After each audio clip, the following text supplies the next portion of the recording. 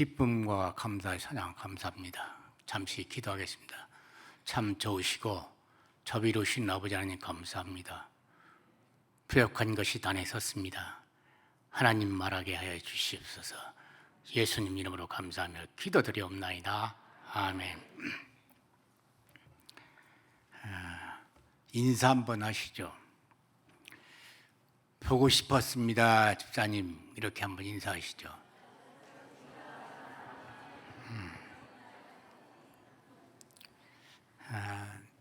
11시 예배를 이렇게 인도하다 보니까 제가 감회가 새롭습니다. 제가 진안고등학교에 있을 때 2년 동안 정천면 모정리 교회에 파송을 갔습니다. 그래가지고 2년 동안 예배를 인도하는 동안에 사례비를 하나도 안 받고 그 돈을 전부 다 모아가지고 사택을 사주고 왔었습니다. 2년간에 사례비 하나도 안 받은 그 돈 전부 다 헌금 모아가지고 사택을 사주고 전도사님을 좋은 전도사님 모시고 왔는데, 제가 샘물교회 오기 전에 6개월 동안 행복한 교회라고 있습니다. 거기에 새벽기도, 3일 예배, 주일 예배 이렇게 6개월 동안 거기서 예배를 인도했었습니다. 그런데 저더러 담임 목사 하라고 그렇게 얘기를 해서 나는 이미 그때 70세가 넘었어요. 그래가지고 좋은 목사님 모셔놓고 좀 있다가 지금 샘물교회에 오게 됐습니다. 그러니까 이 11시 예배에 이렇게 단에 서다 보니까 감회가 새로워서 이런 말씀 드렸습니다. 찬양이 준비됐습니까? 한번 찬양 한번 들을까요?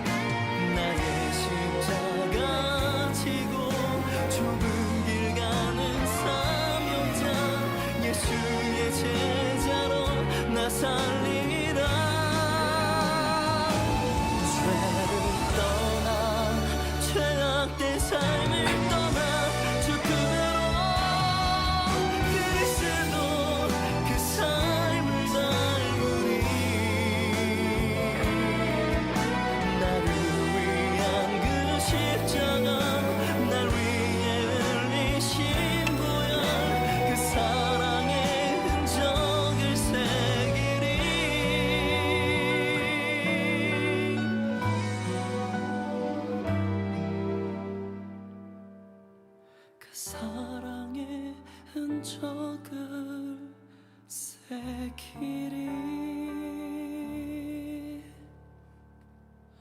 그댄 진짜 그리스도인인가? 그댄 진짜 그리스도인 맞나? 그댄 진짜 주를 사랑하는 자인가? 그댄 진짜 그리스도인인가?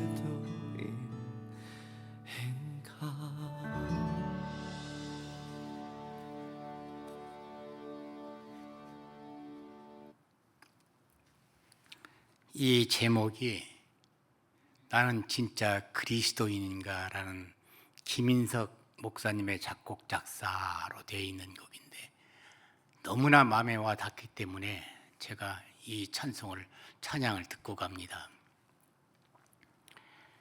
첫 번째로 순교자적 믿음을 가진 자가 사명자입니다. 저는 다니엘을 참 좋아합니다. 믿음의 용사로 상징되는 다니엘은 믿음이 약해져가는 지금의 세대에 많은 교훈과 강한 용기를 주는 인물입니다. 다니엘을 말하려면 그의 세 친구 사드락, 메삭, 아벳느고를 함께 묵상하지 않을 수가 없습니다.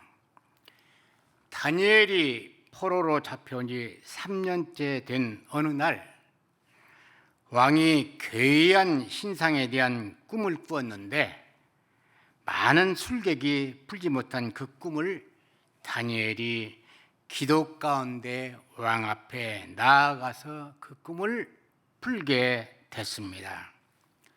순금으로 된 신상의 머리는 느부갓네살 왕을 말하는 것으로 하나님이 왕에게 세상 여러 나라를 다스릴 권세를 주신 것이라 해석했습니다. 한편 금은 바벨론 제국, 은은 페르시아 제국, 동은 헬라 제국, 철은 로마 제국, 이렇게, 그리고 마지막에 손을 대지 않은 돌은 그리스도의 왕국을 뜻하는 그런 것이라고 해몽을 했습니다. 그의 예언대로 로마 제국 시대에 그리스도께서 이 땅에 오셨고 땅에 속하지 않은 하나님 나라를 예시했습니다. 하나님은 느부갓네살 왕의 꿈을 통해서 그 당시 지속된 고대 600년 왕국의 역사와 앞으로의 영원한 메시아 왕국의 미래를 보여주신 것입니다. 느부갓네살 왕은 바벨론 투라 평지에 금신상을 세우고 지방 장관 및 대신 총독과 고관 등 많은 사람에게 신상에 절하라고 하는 명령을 내렸습니다. 그러나 이를 거역한 사드락, 메삭, 아벳느고 세 사람에게 분노해서 그들을 결박해가지고 7배나 달궈진 뜨거운 풀무 속으로 던지고 말았습니다.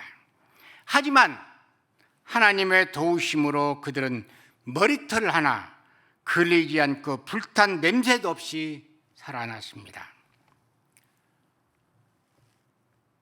이거는 다니엘서 3장 17절에서 18절 새 번역 성경이기 때문에 한번 같이 읽겠습니다. 불 속에 던져져도 임금님 우리를 지키시는 우리 하나님이 우리를 활알 타는 화덕 속에서 구해 주시고 임금님의 손에서도 구해 주실 것입니다.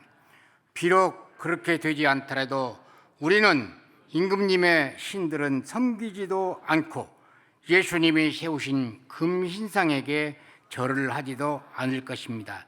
굽어 살펴 주십시오. 아멘. 새 번역 성경에 나왔기 때문에 한번 적어봤습니다. 이 기적을 본 느부갓네살 왕은 사드락, 메삭, 아벳느고를 돌보신 하나님을 찬송하라고 했습니다. 그리고 그들과 그들의 하나님을 바벨론 지방에서 더욱 높였습니다. BC 539년경 바벨론이 망하고 메데의 다리오가 왕이 되었습니다. 다리오는 능력에 뛰어난 다니엘을 3명의 총리 중 최고 총리로 삼으려 했으나 그를 시기한 반대 세력들이 하루에 3번 예루살렘을 향하여 기도한다는 사실을 왕에게 고자질을 해가지고 그를 죽이고자 사자굴에 던져 넣었습니다. 이튿날 왕이 사자굴에 가보니 다니엘은 몸에 상처 없이 살았습니다. 세상 권력이 아무리 강하다고 해도 하나님의 절대 주권 아래 있으며 믿음을 굳건히 지키는 자들이 당장 현실에서는 고난을 받더라도 끝까지 굽히지 않고 지켜나갈 때에 하나님은 반드시 붙잡아 주시고 은혜를 베푸사 존귀한 자로 삼아 주신다는 것을 다니엘과 사드락, 메삭, 아벳느고 등을 성경 속 인물을 통해서 증거해 주고 계십니다. 1991년 아오리현 일본의 그 지방에서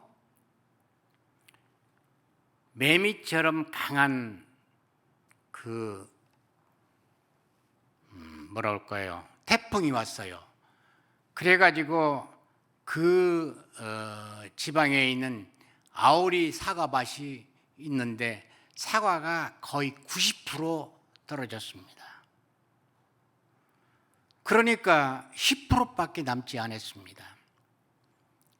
그런데 모두 다들 90%의 사과가 떨어졌기 때문에 아우성을 치고 있을 때 어느 농부 한 사람이 생각을 했습니다. 이런 것을 기쁨으로 한번 해봐야겠다. 그래가지고 10%에 떨어지지 않은 사과, 이것을 시장에 가지고 나갔습니다. 크게 해주셨습니다. 이 사과는 떨어지지 않은 사과입니다. 그러니까 그때가 입시철이었고 많은 사람들이 시험을 치를 때 떨어지지 않는 사과? 그러니까 대박이 난 거예요. 90%에 떨어진 사과보다도 10%의 사과로서 크게 이익을 얻게 됐습니다. 우리가 코로나19 그걸로 인해서 전염될까 교회에 나오지를 못한 사람들이 있었습니다.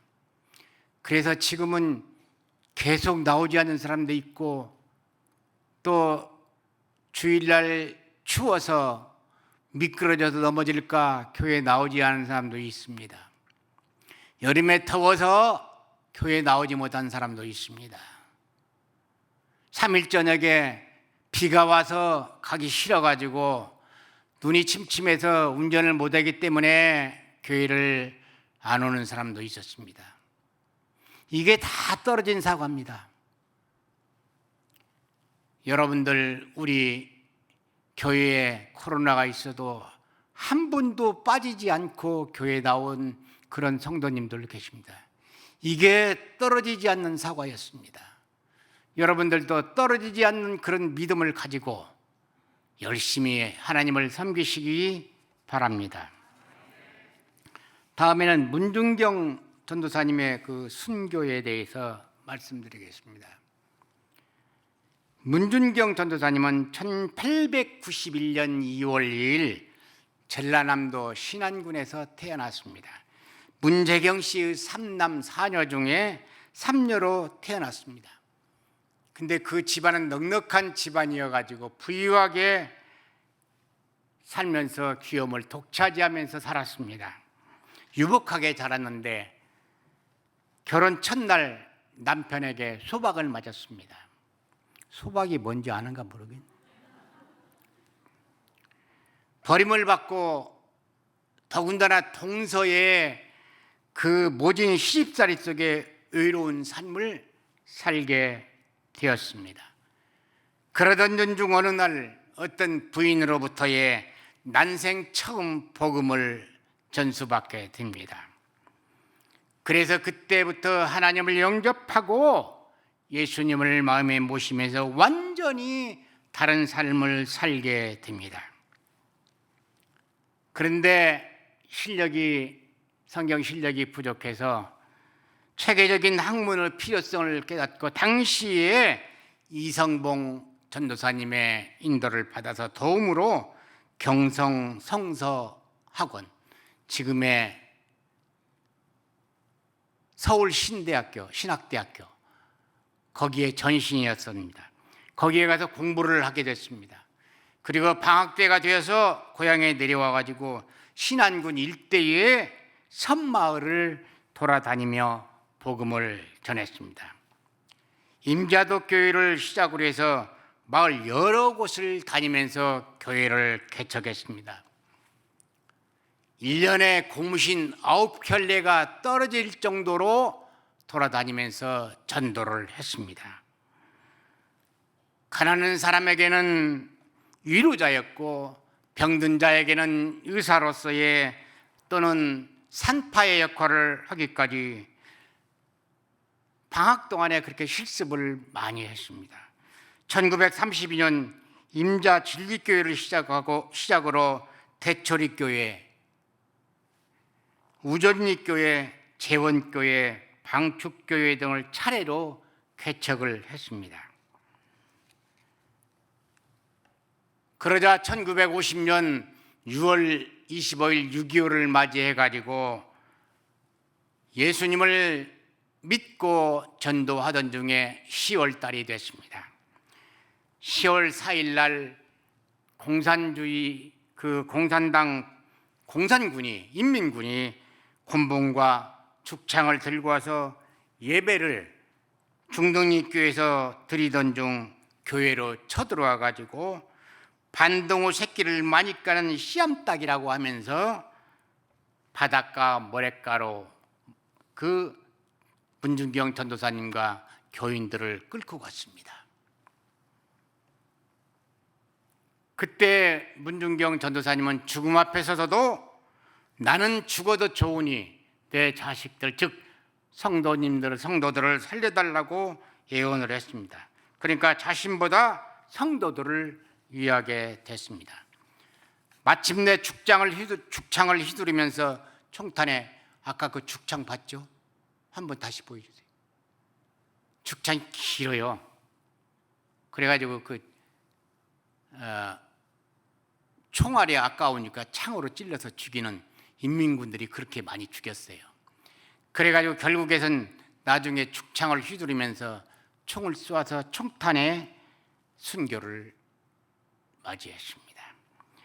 문준경 전사님은 10월 5일 하얀 백사장에서 지금도 살아계신 하나님 아버지, 죄 많은 이 영혼을 받아주소서 하고 죽으면 죽으라고 하는 그런 신념으로 외치면서 59세 나이로 하나르 미랄이 되어 순교했습니다.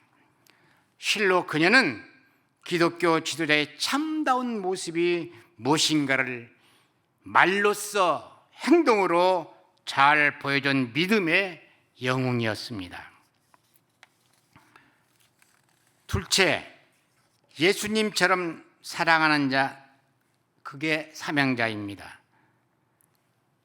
마태복음 22장 39절에 저는 여태껏 내 이웃을 내 몸같이 사랑하라 그렇게 알았어요. 내 몸같이. 그랬더니 성경을 봤더니 자기 몸처럼, 자기 몸 그렇게 돼 있더라고. 국어사전에 보니까 사랑이라고 하는 뜻은 뭐냐?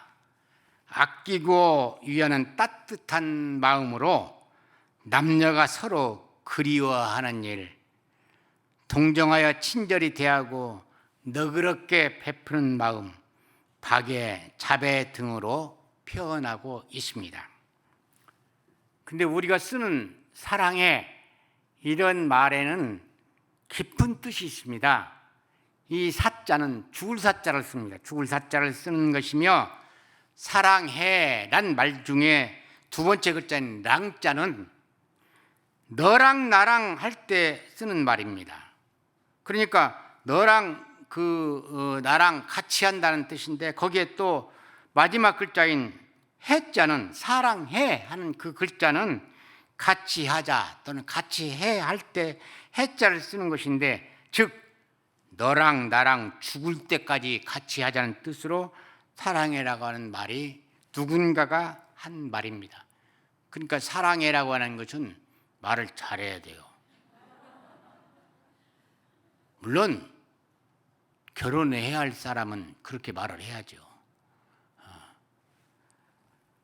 사랑은 해도 좋고 안 해도 좋은 그런 무방한 것이 아닙니다. 사랑은 삶의 본질이며 내용이기 때문에 그립니다. 사랑이 없으면 평안도 기쁨도 행복도 성공도 없습니다. 사랑은 어떤 것을 기대하지 않는 것입니다. 기대하는 그 순간부터 그 사람을 미워하게 되고 원망하게 됩니다. 기대하지 않을 때에 그 사람을 있는 그대로 좋아해 줄 수 있는 것입니다.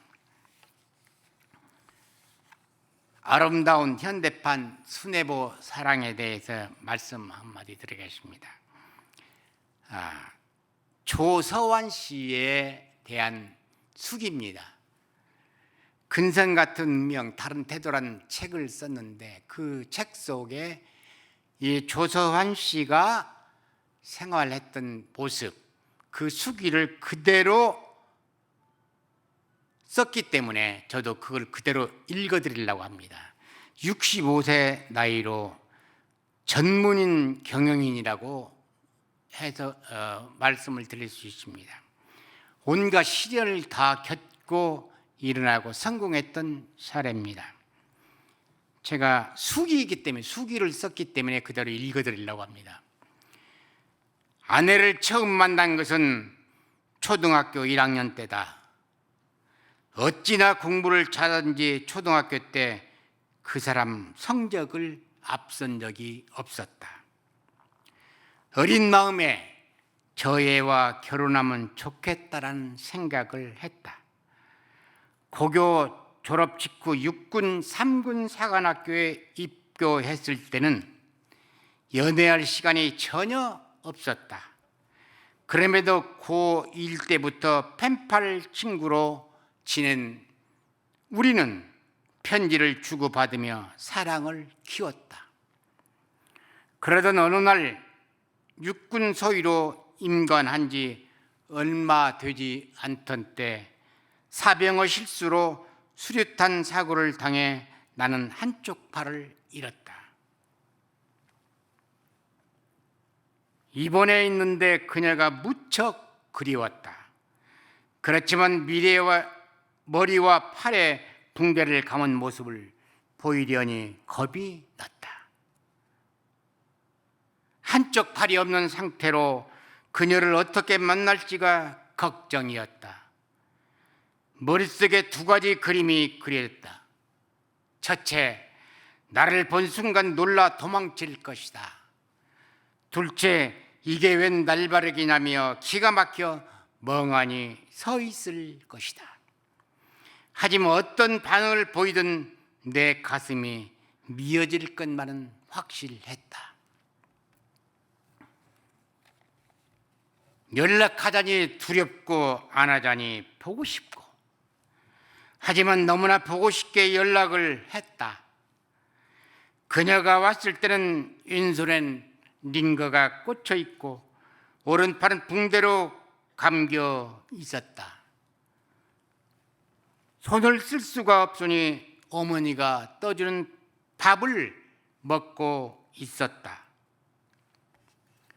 내 고향 뒷산 도라지 꽃새 그 코트를 입은 하얀 얼굴의 그녀가 통합병원 내 병실의 문을 열고 들어섰을 때 그 모습이 너무나 예뻤다. 그런 그녀가 나를 본 뒤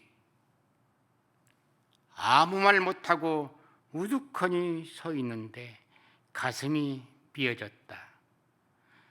병실한 분위기가 어색해졌다.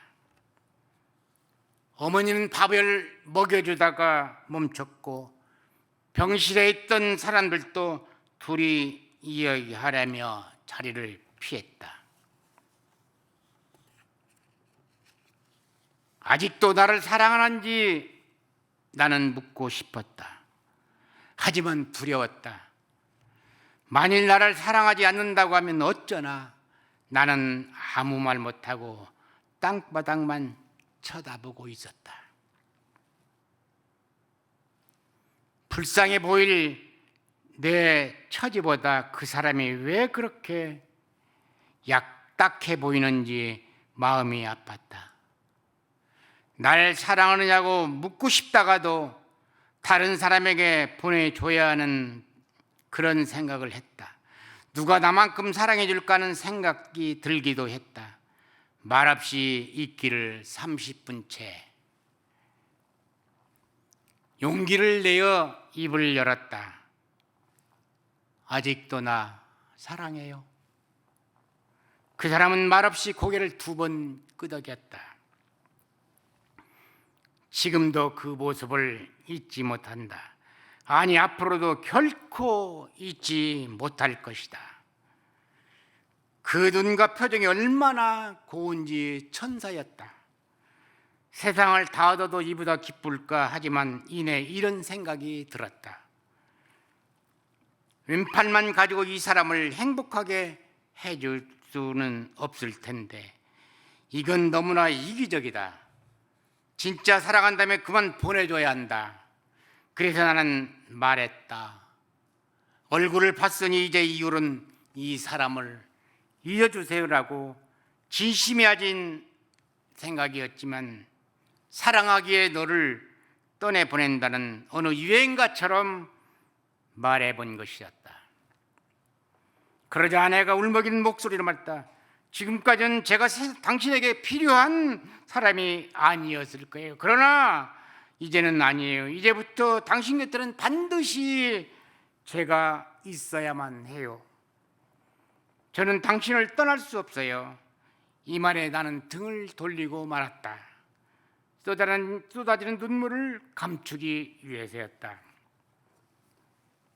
이때로부터 내 속에서는 나는 이제부터 이 사람을 위해 살아야겠다. 어떻게든 나는 이 사람을 행복하게 해줘야 한다는 생각이 가슴 깊은 곳에서 샘물처럼 솟아올랐다. 그날부터 능거를 꽂은 왼손으로 글씨 연습을 했습니다. 컴퓨터를 쳤습니다.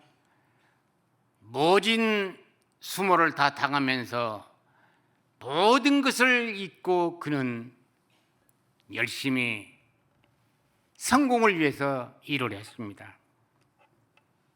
그래서 그는 모든 시련을 딛고 애경산업에서 상무이사까지 승진을 했습니다. KTF 부사장, 린스와 샴푸를 합쳐서 만든 하나로를 개발했고 20세에서 80세까지 쓴다는 2080 치약을 만들어냈습니다. 현재 세라젬 헬스 엔티브 대표 조소한 씨의 이야기였습니다. 사랑은 약속이요 책임입니다. 사랑은 인격과 인격의 만남입니다. 사랑은 죽음보다 강합니다. 그런데 제가 이 사람의 이야기를 쓴 책머리에서 무엇을 볼 수 있었냐면 이 부인은 모태 신앙으로 어머니로부터의 강한 신앙심을 받고 믿음이 지독하게 좋은 그런 처녀였습니다. 이때에 아버지가 오른팔이 없는 왼팔만 있는 그 모습을 보고 딸을 불렀습니다. 내가 한 손이 없는 그 군인을 어떻게 사랑할 수 있느냐. 그러니까 이 모태신앙으로 강한 믿음을 가지고 있던 이 딸은 아버지에게 이런 말을 했습니다. 아버지, 그런 일이 있어서는 안 되겠습니다만 만약에 아버지가 팔이 하나 떨어졌다면 어머니가 나가도 되겠습니까? 라고 반문을 했습니다. 아버지가 그 말을 듣고 그러면 교제를 해라 하고 이렇게 찾아오게 됐다는 후기의 글이 있습니다. 좀 찜찜하니까 좀 이 얘기 좀 해야겠네. 오래전 라이프지의 그 화보에 아름다운 참사랑의 모습이라는 제목으로 늙은 부부 사진이 찍혀 나왔습니다. 저 그 그림을 좀 확대를 하면 참 좋을 건데.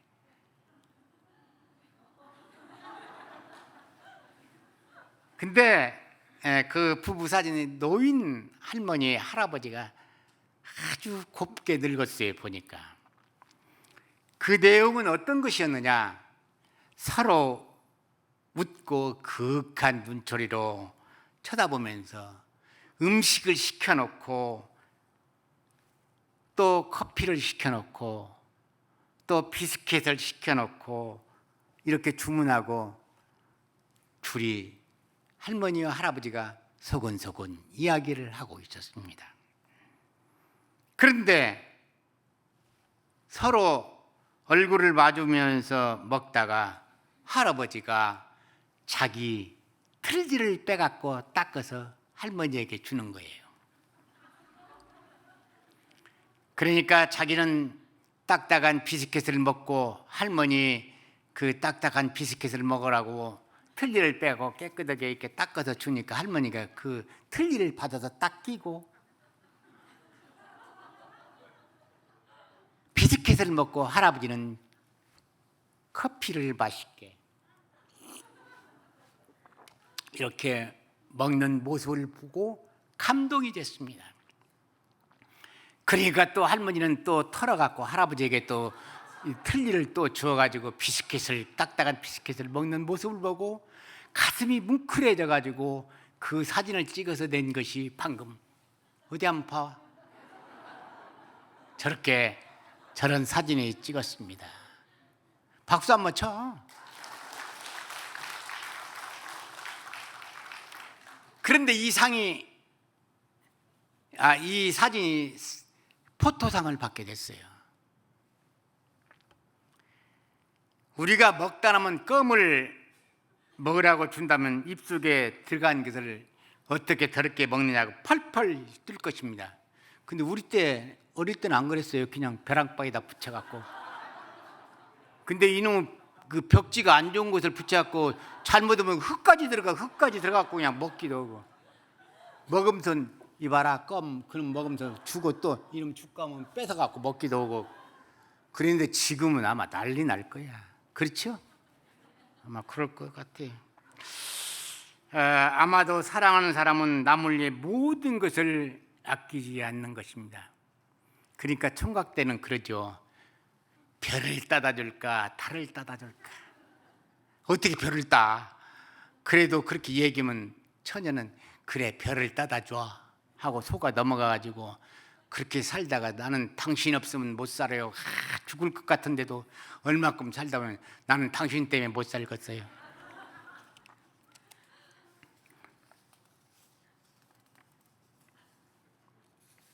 이제 세 번째, 기도한 사람이 사명자입니다. 기도는 하나님과 나 사이의 인격적이고 신뢰 있는 교제입니다. 우리 하나님 아버지 앞에 심령을 내어놓는 것입니다.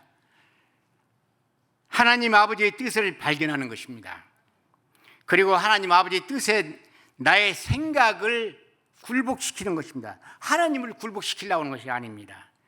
그것에 아멘이 있고 변화가 있고 열매가 있어지는 것입니다. 아멘.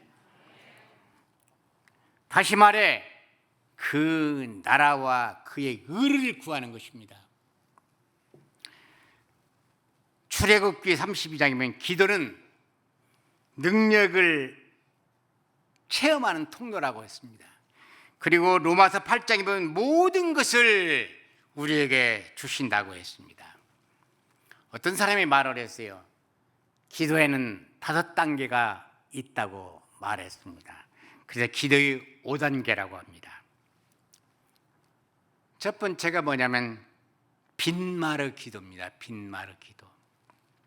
마태복음 6장 7절에 보면 너희가 기도할 때에 이방인들처럼 빈말을 되풀이하지 말라라고 했습니다.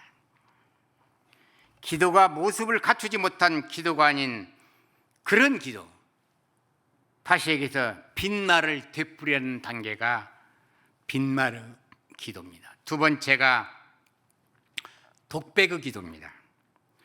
살아계신 하나님이 아니고 즉 현존하시는 하나님이 멀리 떨어져 마치 존재하지도 않는 그런 분과 같이 느끼면서 기도하는 하나의 독백입니다. 자기 혼자 시부렁거리는 거. 내가 어느 단계에 있는 거를 웃는 게 아니야. 지금 나는 심각하게 얘기하는데 지금 어느 단계에 있는 거 내가 체킹을 해야 돼. 체크를 해야 돼 지금.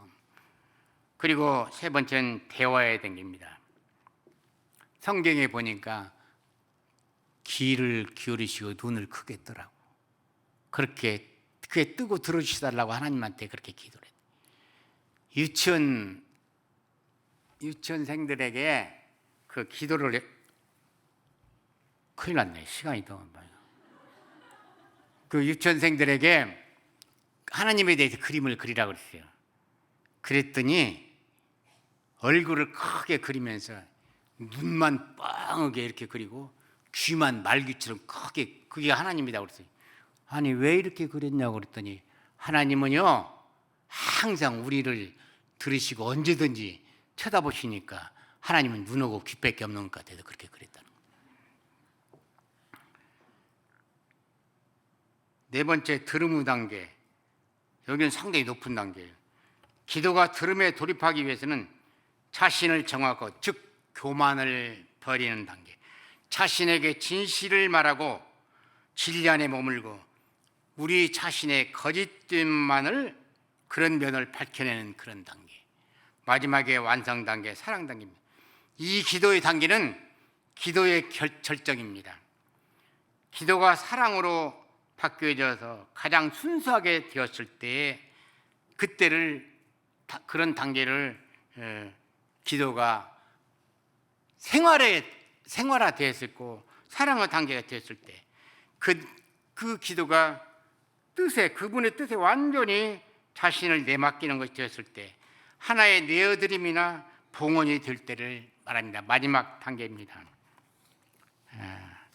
종합해 보면은 기도를 통해서 변화하는 것은 하나님이 아닙니다. 기도자 자신이 하나님이 원하는 아들과 딸의 모습으로 변하는 것입니다. 아멘. 기도가 없는 곳은 사탄의 잔치집이고 기도가 있는 곳은 사탄의 초상집이라는 말이 있습니다. 이런 기도는 어떨까요? 어느 믿음 좋은 여집사님, 그녀의 기도는 부엌에서부터 시작됩니다. 부엌에서 음식을 만들면서 소금을 치면서 세상의 소금이 되게 해주세요. 설탕을 사용하면서 꿀 같은 말씀을 사모하게 해주세요. 고춧가루를 치면서 주여 성령의 불로 타오르게 하소서. 깨소금을 뿌리면서 그리스도의 향기를 전하게 해주세요. 밥을 푸면서 육의 양식과 함께 영의 양식도 풍성히 채우소서. 국이나 반찬을 그릇에 담으면서 주의 잔치상에 귀한 그릇으로 쓰임받게 하소서. 김치를 담으면서 주님, 이 김치가 익어서 맛을 내듯이 저도 당신 안에서 제대로 익어 주의 맛을 세상에게 전하게 하소서. 식사를 마치고 그릇을 씻으면서 제 안의 모든 죄악도 깨끗이 씻으소서. 우리의 삶 가운데서도 순간순간 주님을 생각할 수 있으면 좋겠습니다. 우리나라에서 5만 원권이 최고 가치가 있습니다. 가장 높고 가치 있는 빨리 들어주는 기도가 무엇인지 아십니까? 하나님은 눈물의 기도를 최고로 아시는 것 같아요. 눈물에는 사람들을 감동시키는 위력이 있습니다. 아내의 눈물에 남편이 약해지고 자녀의 눈물에 부모들이 약해지며 친구의 눈물에 감동을 받습니다. 파괴되는 가정, 자녀들의 탈선이 이 모든 것들을 위해서 눈물의 기도가 꼭 필요합니다. 눈물의 기도는 기쁨으로 단을 거둡니다. 눈물을 흘리며 씨를 뿌린 자는 기쁨으로 거두리라고 했습니다. 눈물이 메마르고 감정이 메멀러 있지만 우리 기독교인들은 국가를 위해서 울고 이웃을 위해서 울고 나의 못된 자아를 위해서 울고 내 눈물로 인하여 국가가 살고 이웃이 살고 나의 영이 살아나는 역사가 있기를 주님의 이름으로 축원합니다. 기도합니다. 아버지 하나님,